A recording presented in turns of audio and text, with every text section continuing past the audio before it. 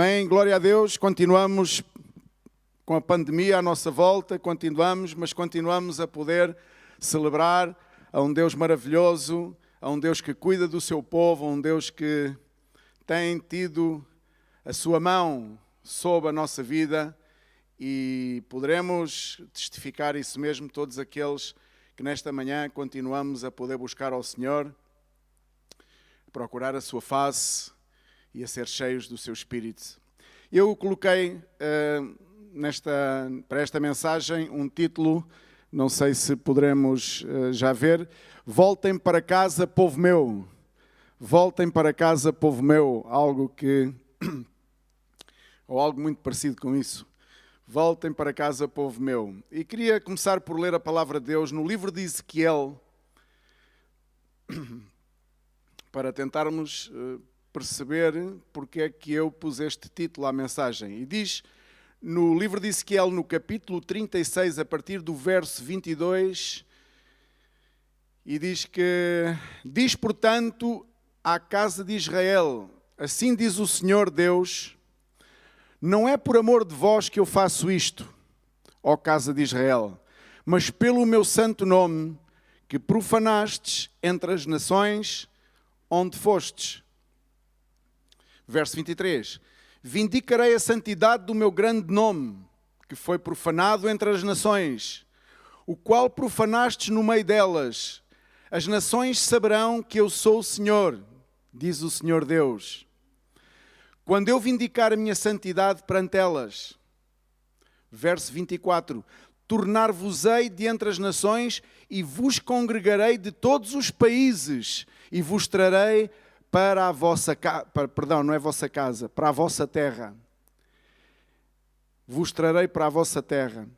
Então aspergirei água pura sobre vós e ficareis purificados de todas as vossas imundícias, de todos os vossos ídolos vos purificarei. Dar-vos-ei um coração novo e porei dentro de vós espírito novo, tirando de vós o coração de pedra e vos darei coração de carne. E porei dentro de vós o meu espírito e farei que andeis nos meus estatutos, guardeis os meus juízos e os observeis. Verso 28. Habitareis na terra que eu dei a vossos pais. Vós sereis o meu povo e eu serei o vosso Deus. Livrar-vos-ei de todas as vossas imundícias, farei vir o trigo e o multiplicarei, e não trarei fome sobre vós. Multiplicarei o fruto das árvores e a novidade do campo, para que jamais recebais o opróbrio da fome entre as nações. Então vos lembrareis dos vossos maus caminhos e dos vossos feitos que não foram bons. Tereis nojo de vós mesmos por causa das vossas iniquidades e das vossas abominações. Não é por amor de vós, fique bem entendido, que eu faço isto, diz o Senhor Deus. Envergonhai-vos e confundi-vos por causa dos vossos caminhos, ó casa de Israel. Assim diz o Senhor Deus.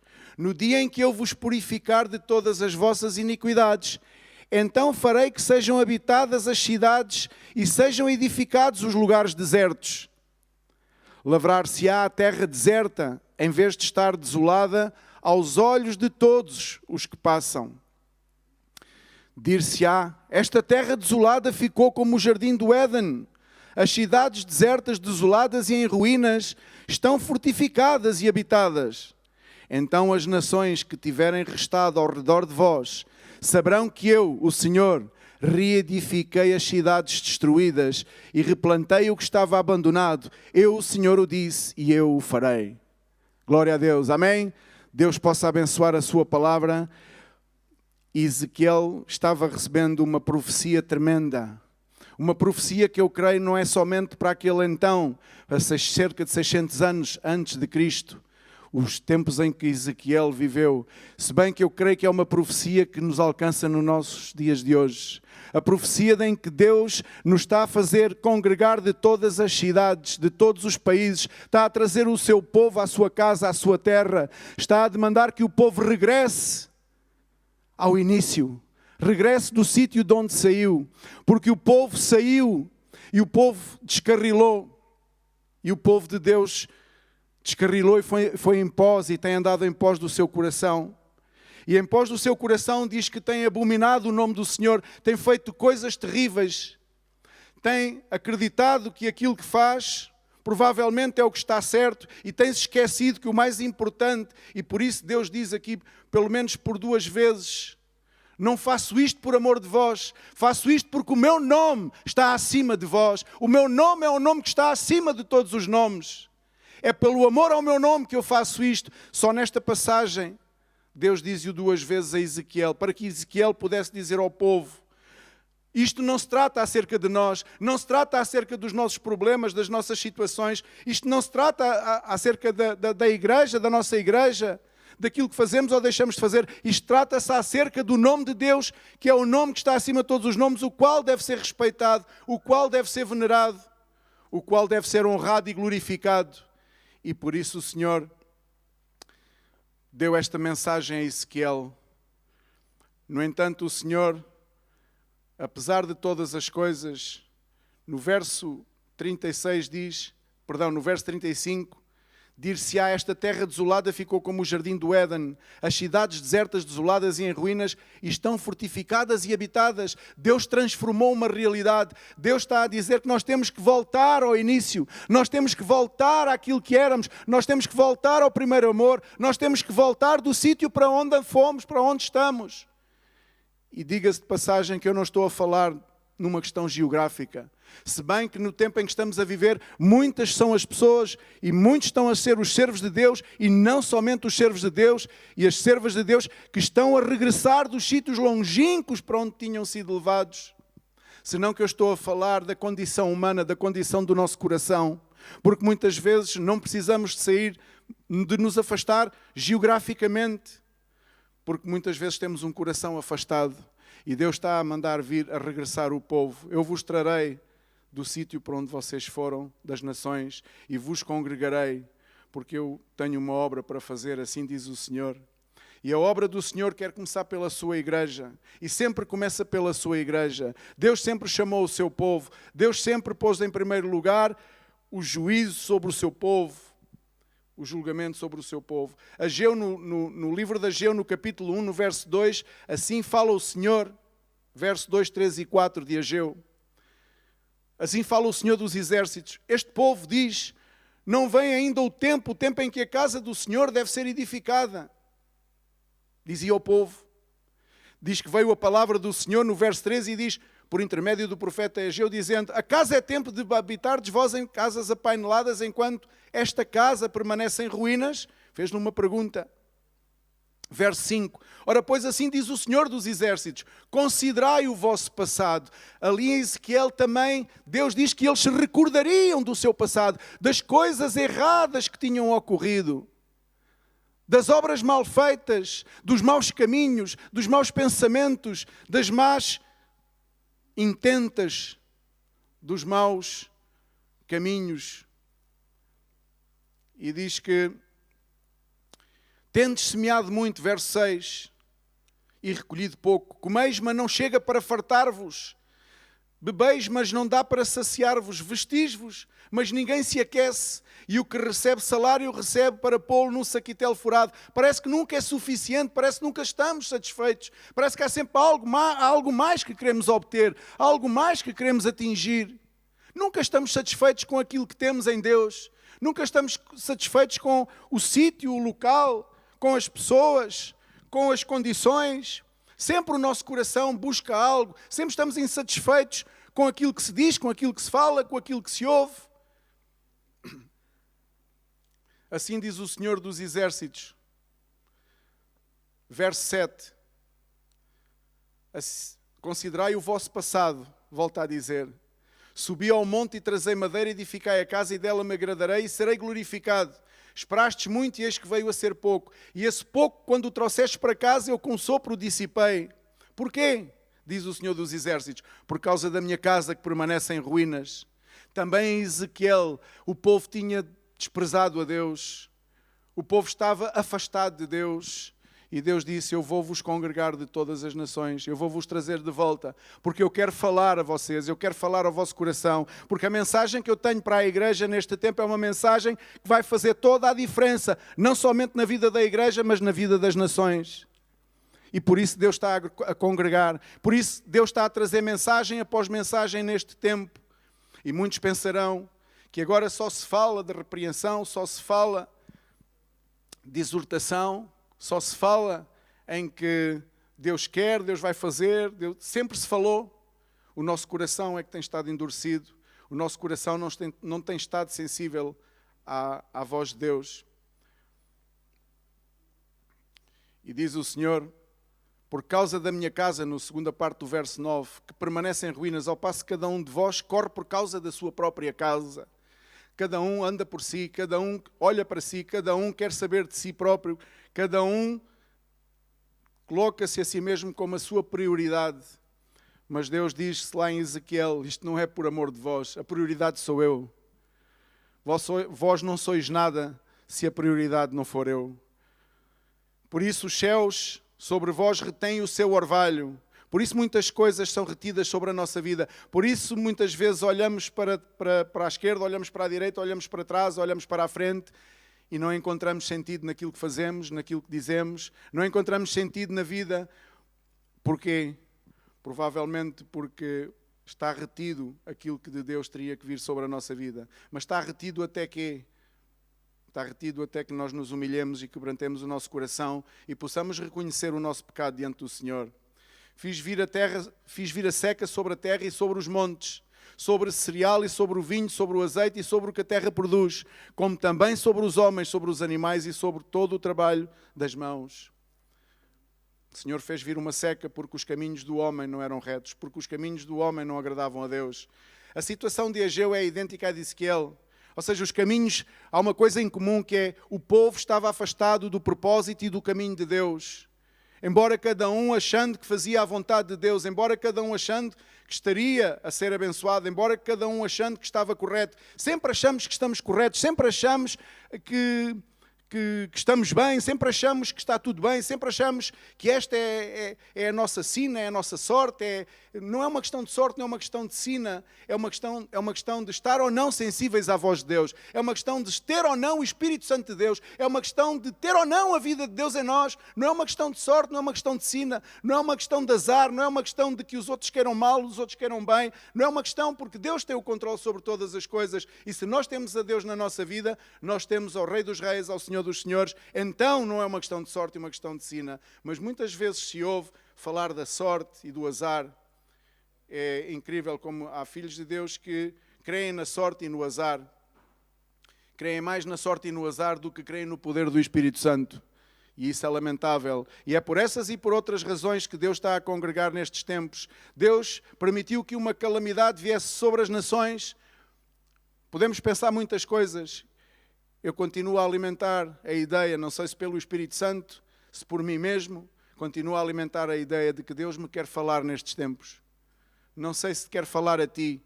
Eu sei que fui resgatado, fui separado por Deus e sei que o Senhor tem tido uma grande misericórdia e conheço muitas outras pessoas à minha volta, muitos outros irmãos, muitas outras pessoas que também sobre eles veio a mesma misericórdia e foram resgatados e separados e provavelmente a eles também Deus quer falar nestes tempos.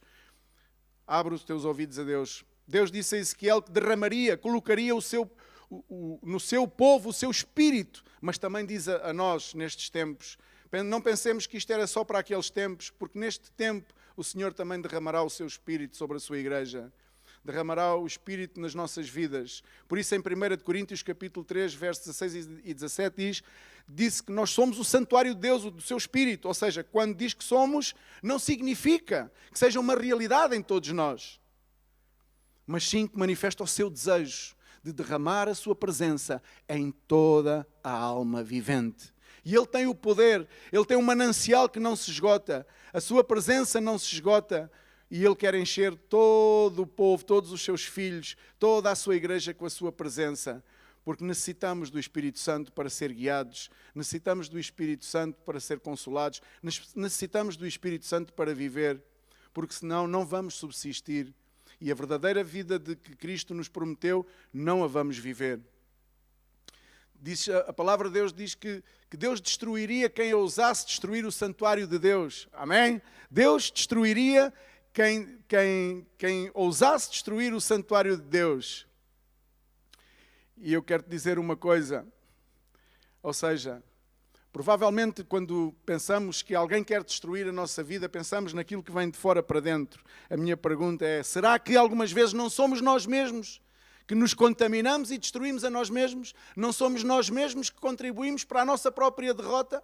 Não somos nós mesmos, pela nossa inoperância, pela nossa incapacidade de nos humilharmos, de reconhecer a nossa condição? Não somos nós mesmos os primeiros patrocinadores da autodestruição? Eu creio que muitas vezes essa fatura tem que ser passada a nós, porque muitas vezes somos nós que nos autodestruímos. Somos nós muitas vezes que não estamos sensíveis à voz de Deus. Diz que seriam destruídos aqueles que nos tentem destruir o santuário de Deus. Significa dizer aqueles que intentam contra nós. A minha pergunta é, se somos nós que muitas vezes intentamos contra nós mesmos por tantas e tantas coisas, se somos nós que não fazemos nada, como que dizendo, bom, assim é, assim será, com isto viverei, não somos nós que estamos, ao fim e ao cabo, a caminhar em direção à derrota, então somos nós que vamos ter um problema com Deus.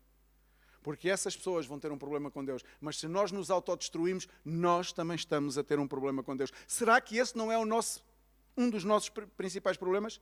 Será que nós não estamos numa fase da nossa vida em que estamos a ter um problema com Deus? E porquê é que estamos a ter um problema com Deus? Porque não nos queremos humilhar e preferimos ignorar a sua palavra, preferimos ignorar a sua advertência, preferimos continuar a dar aso ao nosso coração, preferimos continuar a dar aso àquilo que ouvimos, preferimos continuar a alimentar-nos daquilo que engorda o nosso coração. Mas devemos saber, e todos sabemos, ou pelo menos uma boa maioria sabemos, que aquilo que sai da boca vem do coração.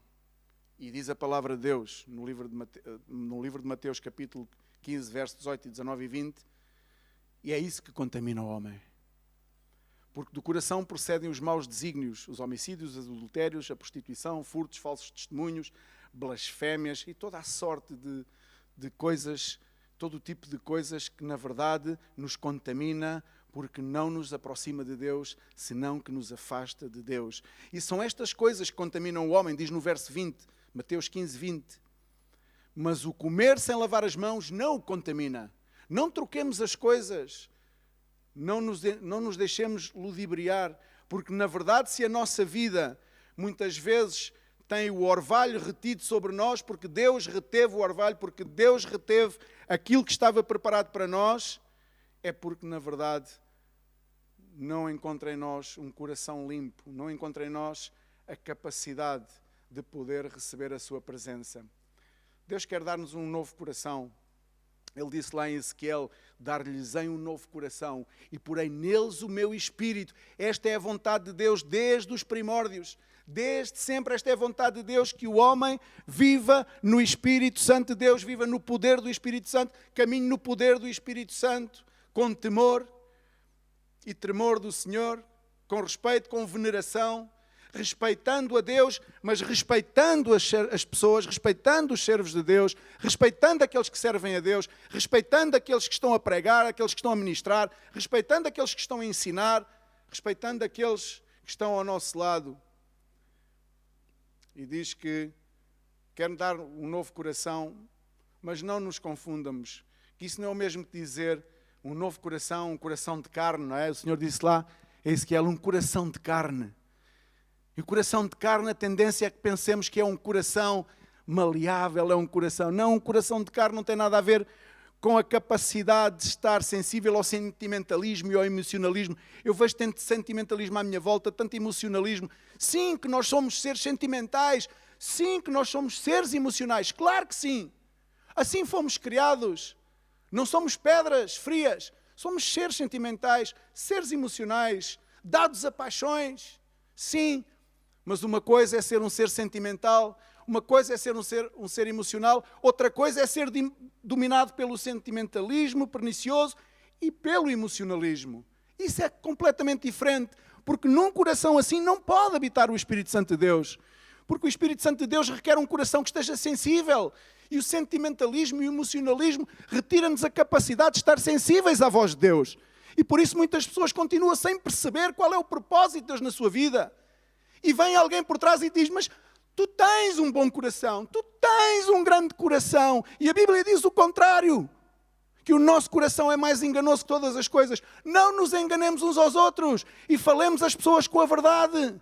A verdade nua e crua, que dói, que aparentemente traz uma separação momentânea e pontual, mas o seu tempo vai unir. Porque quando Deus une, ninguém separa. Amém? Então significa dizer que, ok, somos sentimentais, somos emocionais, mas não podemos viver no sentimentalismo e no emocionalismo. Não podemos viver ausentes e com ausência e com deficiência do Espírito Santo de Deus, que é aquele que nos guia em toda a verdade, disse ele aos seus. Aquele que vos há de guiar em toda a verdade, porque senão, se o Espírito Santo não está em nós, se nós não vivemos no poder do Espírito Santo, então como vamos entender a verdade de Deus? Quando vamos entender a realidade da vida? Não vamos entender, vamos andar como torpes. Como este povo em Ezequiel, que aonde andava como torpe. Não tinha o Espírito de Deus, não sabia qual era a vontade de Deus. Era a sorte e era o azar, provavelmente acreditavam na sorte e no azar. Acreditavam em todas as outras coisas. Porque uma das coisas que Deus os quis também tirar foi da adoração a outros deuses. Porque quando nós não adoramos a Deus, nós permitimos que outros deuses entrem dentro de nós. E às vezes somos nós próprios o nosso Deus. Defendemos com unhas e dentes a nossa própria integridade.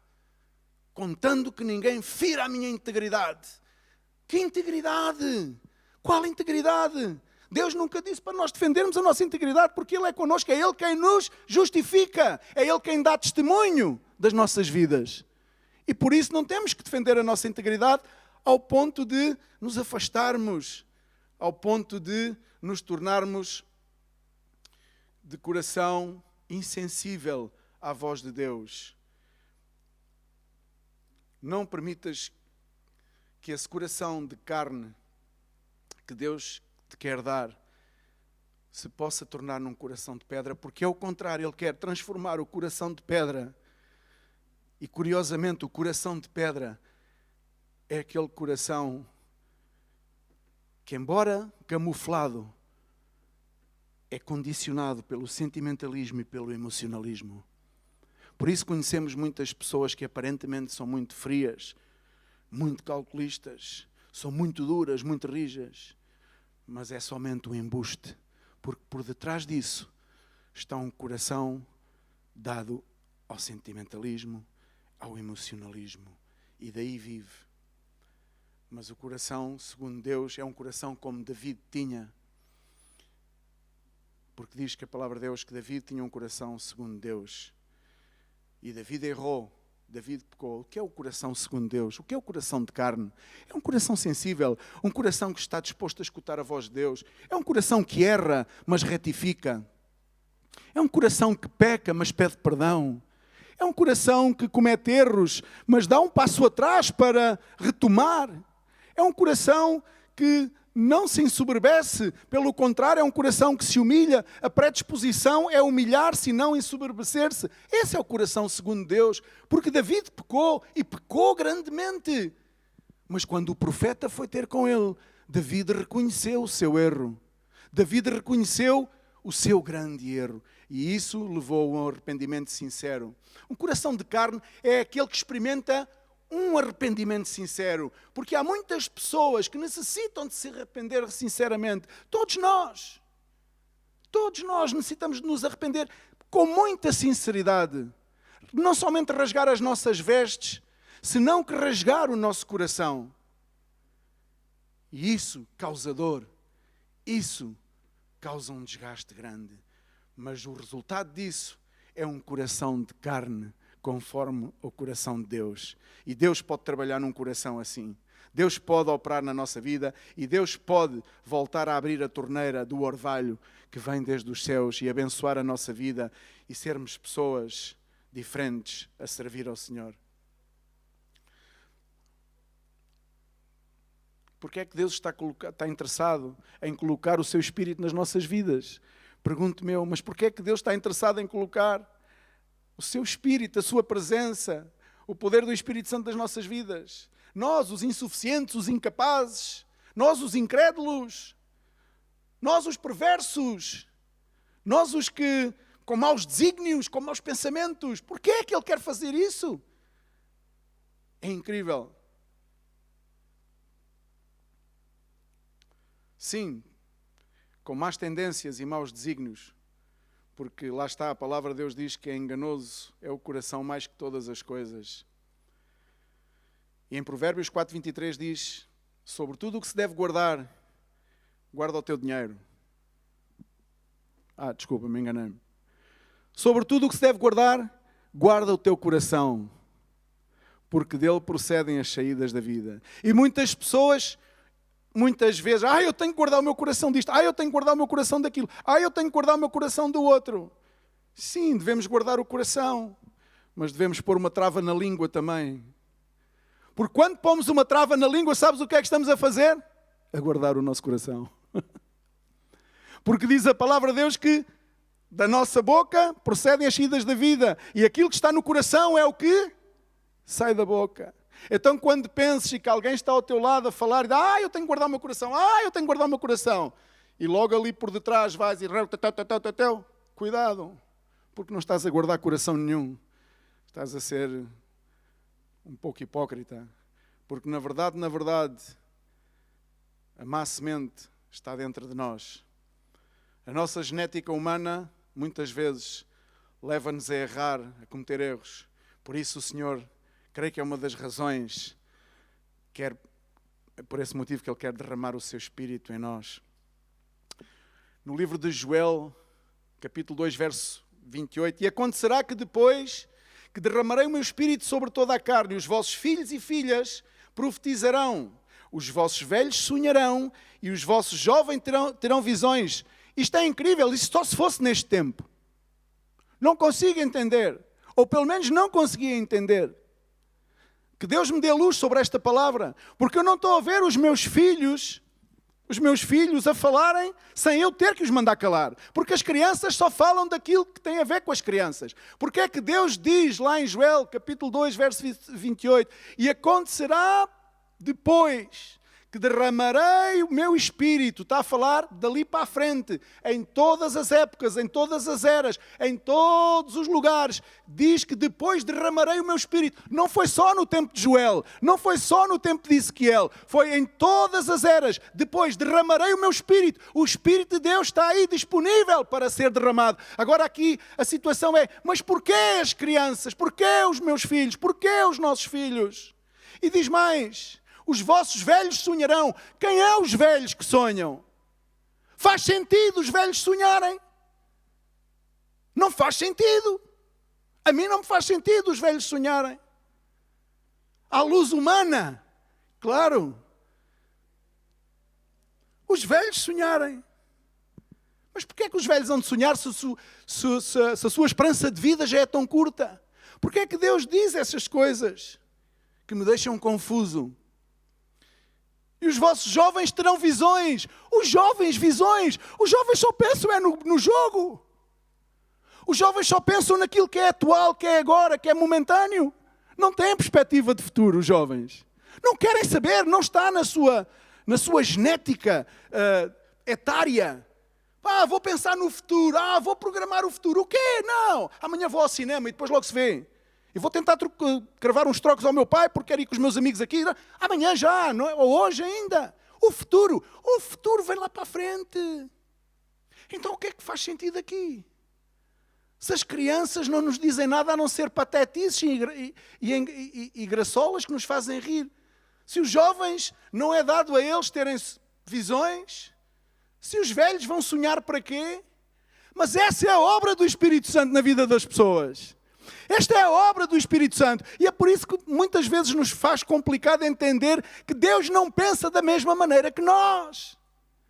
Porque Ele diz, os meus caminhos são mais altos que os vossos caminhos. Os meus pensamentos são maiores que os vossos pensamentos. Então, nós temos que ter algo muito importante presente na nossa vida. Jamais vamos entender os desígnios e os mistérios de Deus se não é pelo meio do poder do Espírito Santo, que vem a alterar toda a nossa realidade. E eu quero que a minha realidade seja alterada. Eu quero ver uma igreja, pessoas ao meu lado, cuja sua realidade está a ser tocada pelo Espírito Santo e está a ser alterada, transformada. É isso que eu desejo no meu coração ver. Eu desejo ver que os meus filhos tenham sonhos, tenham visões, que não pensem só no dia de hoje, que pensam mais para a frente. Porque Deus é um Deus de futuro, não é de passado.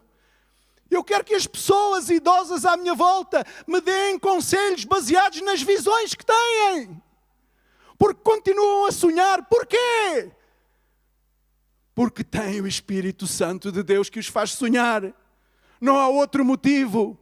É este poder, é este Espírito que eu quero viver os dias da minha vida. Senhor, que Tu possas derramar o Teu Espírito neste lugar, nestes irmãos, nesta igreja e na minha própria vida, na minha família, Senhor.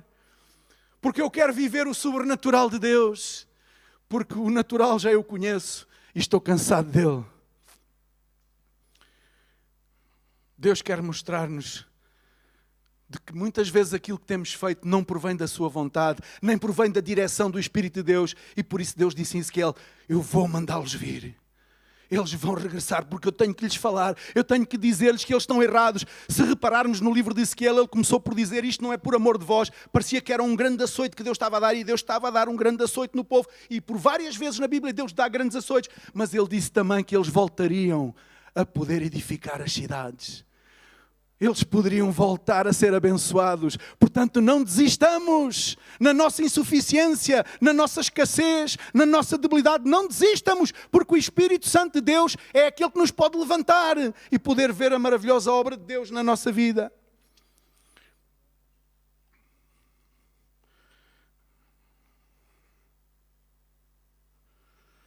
Deus quer nos mostrar com o seu Espírito em nós, as coisas nunca mais serão as mesmas. Todos os dias são dias de renovada esperança. Temos que renovar a nossa esperança a cada dia.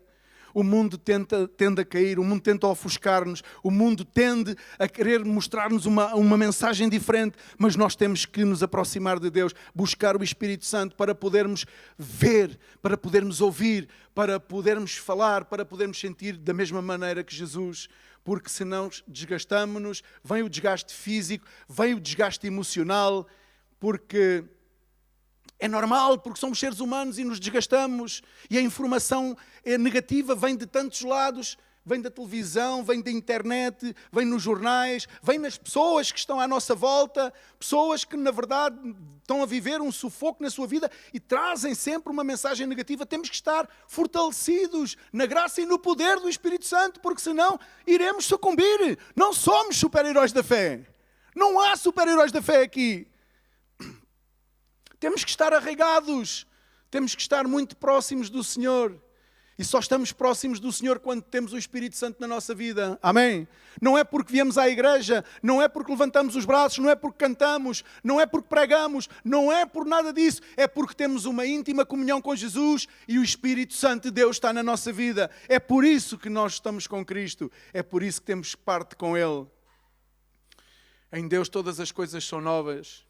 E todas as coisas...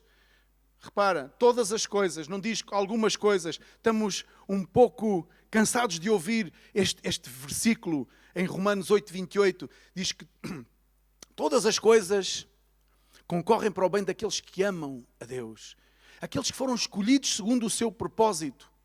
Tu acreditas que foste escolhido? Eu acredito que fui escolhido e separado. Eu acredito.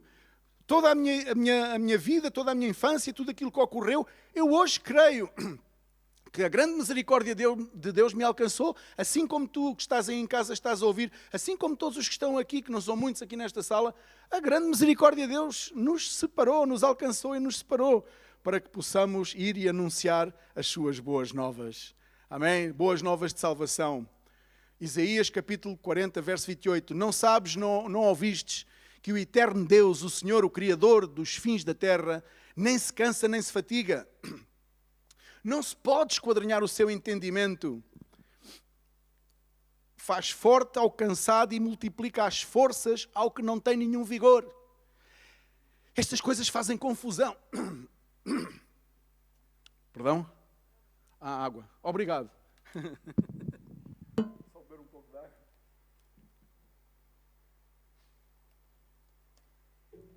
Glória a Deus. Faz forte ao cansado. Eu penso que isto também é um pouco dos nervos. Faz forte ao cansado e multiplica as forças ao que não tem nenhum vigor. Repara, os jovens se cansam e se fatigam. E os moços, de exaustos, caem. Mas, e aqui o mas é muito importante, mas os que esperam no Senhor renovam as suas forças.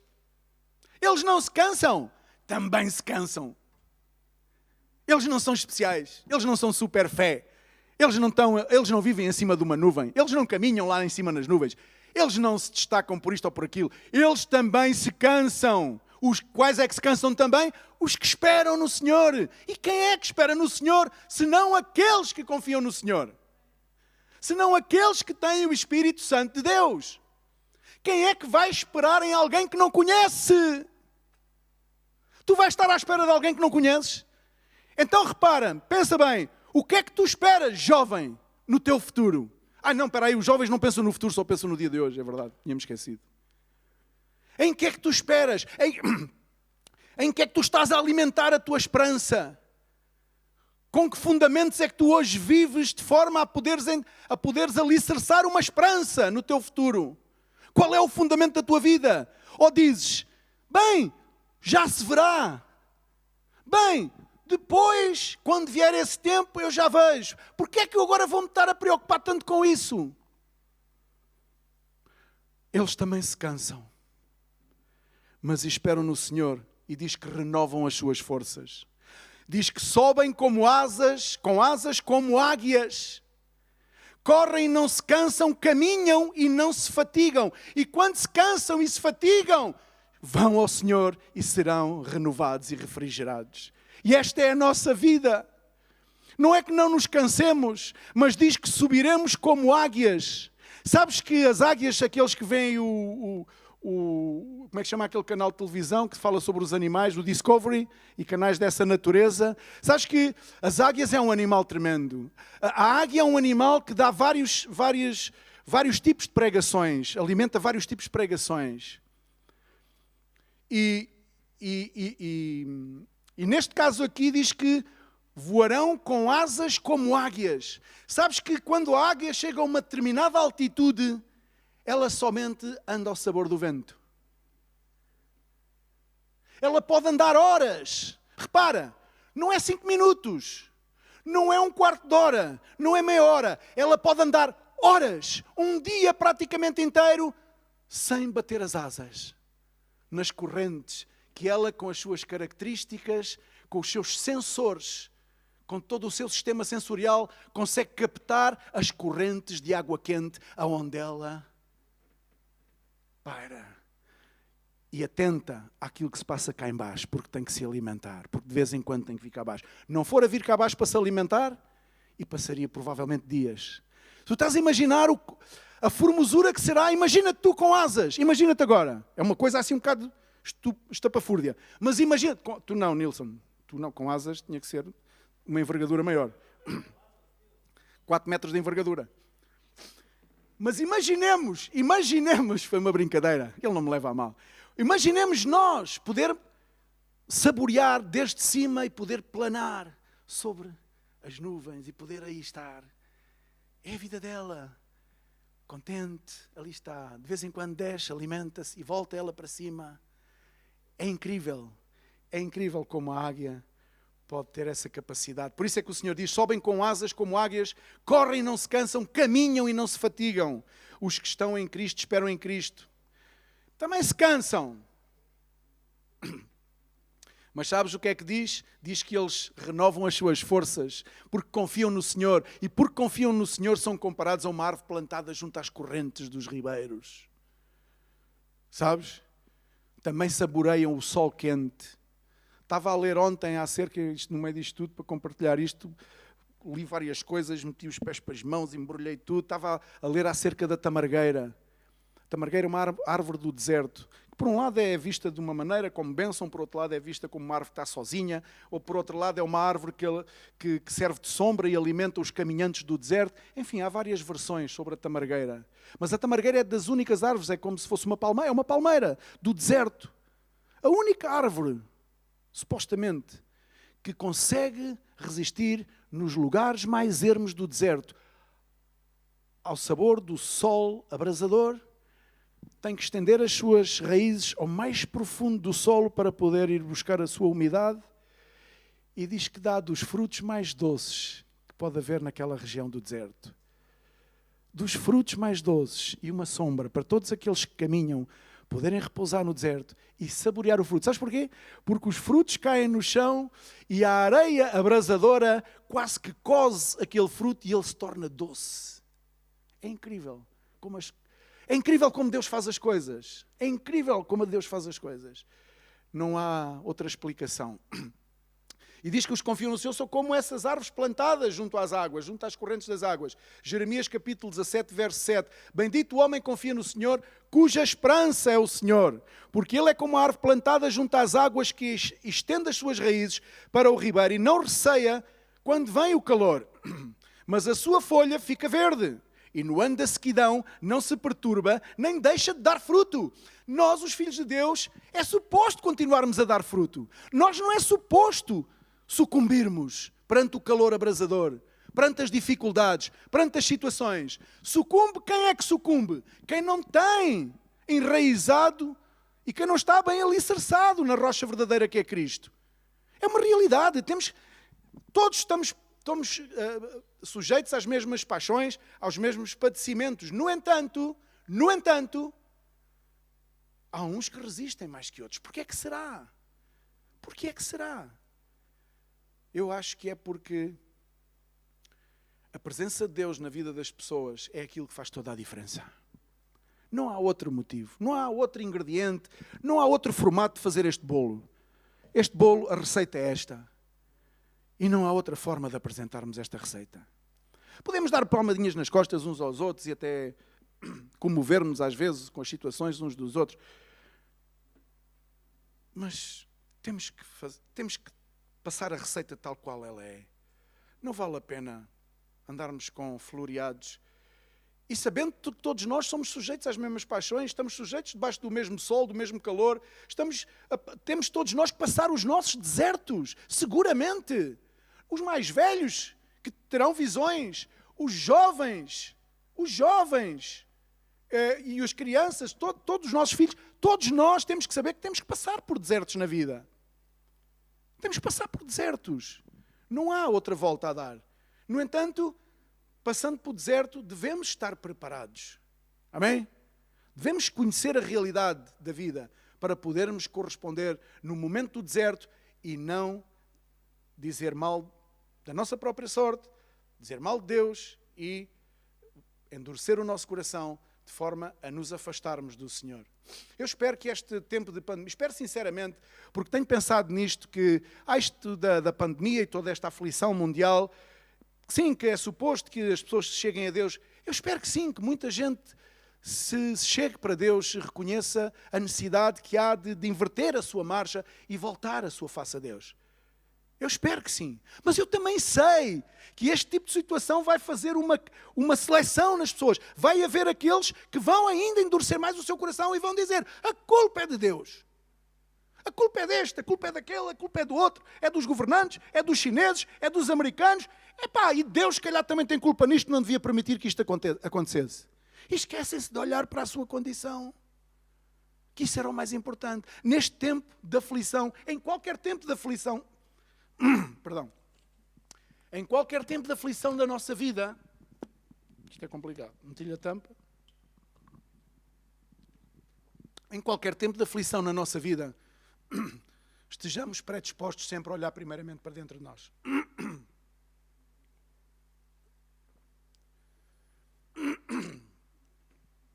Cuja esperança é o Senhor, porque Ele é como a árvore plantada junto às águas, estende as suas raízes para o ribeiro e não receia quando vem o calor. Não podemos recear quando vem o calor. Temos de estar confiados no Senhor. Enganoso é o coração mais que todas as coisas e desesperadamente corrupto. O nosso coração é desesperadamente corrupto. Não sou eu que digo, é o Senhor. Quem o conhecerá? Só deixamos de dar fruto quando secamos interiormente e não nos renovamos no Senhor. E porquê é que secamos interiormente e não nos renovamos no Senhor? Porque somos orgulhosos. Não vamos dizer que este bolo leva maisena quando ele tem que levar farinha daquela de trigo. É porque somos orgulhosos. A Bíblia diz de que se queixa o homem, e depois responde que cada um se queixe do seu próprio pecado. Porquê é que nós não temos a capacidade de nos renovarmos no Senhor e secamos e vamos secando, perdendo a esperança, perdendo a fé, perdendo a capacidade de nos alegrarmos com as coisas simples, alegrar com as coisas mais simples, nos alegrarmos uns com os outros, ao invés de injuriarmos uns aos outros, ao invés de pensarmos mal uns dos outros, alegrarmos uns com os outros. Porquê é que perdemos essa capacidade? Porque estamos a secar por dentro. E porquê é que estamos a secar por dentro? Porque não nos renovamos. E porquê é que não nos renovamos? Porque temos um orgulho que é maior que nós, que não nos permite reconhecer a nossa necessidade de nos arrependermos verdadeiramente. E daí sim, poder vir desde o alto o Espírito Santo de Deus. Daí sim, através de um genuíno e verdadeiro arrependimento. Não se ausentem de Jerusalém, dizia o Senhor lá no livro de Atos. Não se ausentem de Jerusalém sem que antes venha a promessa, sem que antes venha sobre vós o Espírito de Deus, o Espírito Santo. Porquê? Porque não estamos capacitados a fazer a obra de Deus sem a presença do Espírito Santo na nossa vida. E isto é para todos nós. É para a igreja, é para mim, é para ti, é para todos. Não ousemos fazer a obra de Deus sem que, na verdade, saibamos que temos o Espírito Santo de Deus. Devemos urgentemente arrependermos-nos e buscar a Deus neste tempo. É neste tempo, o tempo da aflição, o tempo da pandemia ou da rinquémia ou do que venha a seguir, porque vão vir muitos tempos de pandémias. Esta é uma pandemia, virá outra pandemia com outro nome, virá outra situação à tua vida e vamos sempre justificar-nos nas mesmas coisas. Ai, agora mais uma desgraça, ai, agora, ai. Não, mete a mão no arado, olha para dentro de ti, vê onde é que tens que retificar, vê onde é que tens que reajustar a tua vida, põe-te em contas com o Senhor, busca o Espírito Santo de Deus, busca o poder do Espírito Santo e continua a fazer obra, porque Deus é contigo por onde quer que andares. Por onde quer que andares. Mateus 3, 11 e 12. Eu vos batizo com água para arrependimento, mas aquele que vem depois de mim, dizia João Batista, é mais poderoso que eu, cujas sandálias não sou digno de levar. Ele vos batizará com o Espírito Santo. É disto que estamos a falar. E com fogo e a sua pá, ele a tem na mão e limpará completamente a sua eira, recolherá o trigo no celeiro, mas queimará a palha em fogo inextinguível. Significa, queimará tudo aquilo que não presta nas nossas vidas. Quando o Espírito Santo veio lá no aposento alto em que estavam todos a orar e a buscar ao Senhor e foi derramado o Espírito Santo daquele dia, diz que ali como línguas de fogo foram queimadas as suas obras da carne e dali puderam sair fortalecidos. Só saímos fortalecidos com o Espírito Santo na nossa vida. Não porque viemos a muitos cultos, não porque lemos muita Bíblia, não porque visitamos muitas pregações, não por nada disto, mas sim porque o Espírito Santo de Deus está em nós. E é uma realidade. Só um verdadeiro arrependimento produz uma real conversão. Amém? Só um verdadeiro arrependimento produz uma real conversão e uma consequente dádiva do Espírito Santo. E o Senhor está à espera de verdadeiramente nos arrependermos para derramar sobre nós esse Espírito que, na verdade, nos vem a capacitar para fazer a sua obra. Pedro, depois que recebeu o Espírito Santo, pregou e diz que 3.000 almas se converteram por umas simples palavras, mas as palavras eram ungidas pelo Espírito Santo de Deus. O mesmo Pedro que anteriormente tinha negado a Cristo. Amém? Antes e depois de Cristo. E cada um de nós pode ter um antes e um depois de Cristo. E seguramente todos nós teremos um antes e um depois de Cristo. E o depois de Cristo é muito diferente do antes de Cristo. Tal como em Joel, Deus quer derramar o seu Espírito no seu povo. Para quê? Por isso eu perguntava há pouco, porquê é que Deus quer derramar o seu Espírito? Bem, entre outras coisas, para voltarmos a Joel. Para que volte a haver a profecia, para que volte a haver sonho e para que volte a haver a visão. Amém? Porquê é que Deus quer derramar o seu Espírito na sua igreja, no seu povo, nos seus filhos? Porquê é que Deus trouxe o seu povo e está a trazer o seu povo a congregar-se, a voltar às primeiras obras, a voltar a falar as primeiras coisas, a voltar a chamar a atenção da sua palavra e da importância que há que lhe dar para voltar a trazer à sua igreja a profecia, o sonho e a visão que está falado no livro de Joel, capítulo 2, verso 28. Porque é necessário que a igreja tenha profecia, que sonhe e que tenha uma visão do reino de Deus. Para quê? Para que é que a igreja precisa disso? Simples. Para experimentar qual é a boa, perfeita e agradável vontade de Deus. Fora isso, jamais conseguiríamos saber qual é a perfeita, boa e agradável vontade de Deus. Podem subir, se quiserem subir os músicos, porque estou mesmo a terminar. E a última coisa que eu tenho aqui escrita é: arrepende-te e volta para casa. Volta para casa. Volta para casa porque o Senhor está-te a chamar. E quando eu digo volta para casa, não estamos a falar nem sequer numa questão de mudança de posição geográfica. Estamos a falar da condição do teu coração. Volta para casa. Tal qual como aquele filho pródigo voltou para a casa do pai. Deus está-te a dizer, nesta manhã, está-me a dizer, nesta manhã, filho meu, volta para casa. Venha à presença do Pai, porque Ele é bom. Voltem para casa, povo meu. É tempo de que Deus possa falar à sua igreja. É tempo de que Deus possa fazer a sua obra. Pai, nesta manhã, Senhor, não tenhas em conta a minha fragilidade, não tenhas em conta, Senhor, as minhas debilidades, Pai. É com temor e tremor, Senhor, que nesta manhã, Senhor, eu quero estar na Tua presença, Deus, porque sei, Senhor, que todas as coisas provêm de Ti, Senhor, e a minha importância, Senhor, é relativa. Aqui, Senhor, quem importa és Tu. É a Tua obra, é a Tua palavra, é o Teu Espírito Santo, Senhor. Porque é Ele que converte, é Ele que fala, é Ele que dirige, é Ele que direciona, é Ele que consola, é Ele que redargui, é Ele que ministra, é Ele que faz a Tua obra, é Ele, Senhor, que fala de Ti, é Ele que nos faz caminhar pela palavra e poder, Senhor, saber qual é a Tua vontade para as nossas vidas. É Ele que revela quem Tu és às nossas vidas, Jesus. É o Espírito Santo de Deus. Que no nosso coração Tu possas suscitar uma fome e uma sede da Tua presença, Senhor. Porque aquele que não tem fome não procura comer, aquele que não tem sede não procura de beber. Por isso, Espírito Santo de Deus, nesta manhã, Senhor, por misericórdia das nossas almas e por amor ao Teu nome, que está acima de todo nome, suscita uma sede e uma fome de Ti, Senhor. Sede e fome de justiça. Sede e fome da Tua presença. Sede e fome da Tua palavra. Para que possamos, Senhor, beber e comer e ser saciados. E não mais caminharmos como meninos inconstantes, levados por todo o vento de doutrina, por todo o sentimentalismo e emocionalismo. Senão, Senhor, que Tu faças a obra, uma obra real nas nossas vidas e nos convertas a Ti, Senhor. Porque é o Espírito Santo, Senhor, que converte.